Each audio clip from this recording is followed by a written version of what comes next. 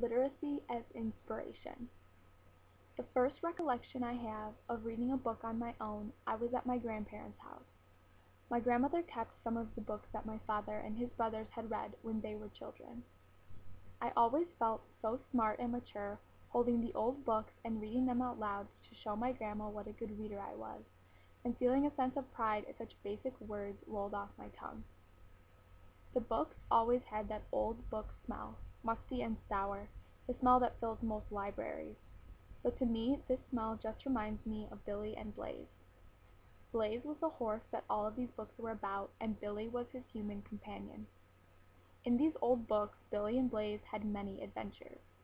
In one book, Blaze even saved Billy from a forest fire. To me, Blaze was everything I wanted to be because, even though he was just a horse, he was always brave.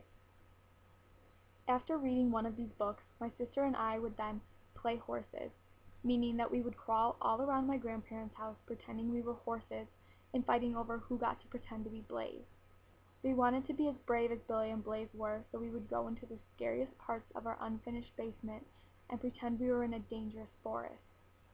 We would even beg our grandma for sugar cubes to eat, since they are known horse treats, but tasted better than carrots or apples.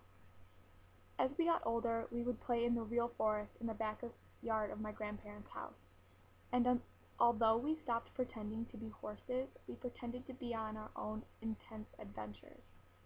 I remember finding fallen trees in the woods to climb on, along with one large rock formation.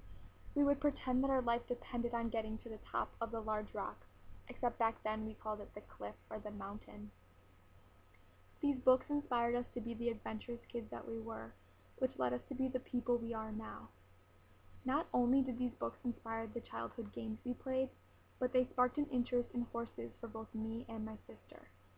We began taking horse riding lessons at a young age and spent a lot of time at the farm. We started collecting ceramic toy horses called Briars, and we still have them stored in our basement today. Although I grew out of my horse obsession phase, these books inspired me to get involved in something, which will be a part of the person I am forever. Books can inspire you to get interested in hobbies or activities that you never thought about doing. As I've grown up, the books I read still inspire me. Although these books I read now do not compel me to crawl around on all fours and eat sugar cubes, they do inspire me in other ways.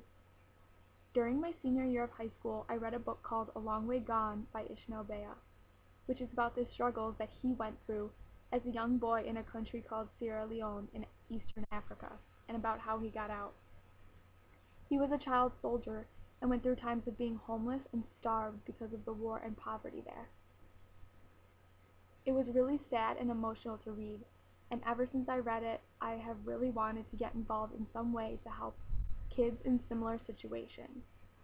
I didn't know how to do that until I heard about Global Brigade, which is a program where I can travel to another country and help the people there by supplying things like medicine and clean water. Although this would have probably still interested me even if I didn't read A Long Way Gone, I don't know if I would have been motivated enough to actually go through with it. Books can make you realize new things that are important to you and inspire you to do them. You may realize your life needs more adventure or purpose from reading a book, and for me, that is enough inspiration to accomplish it.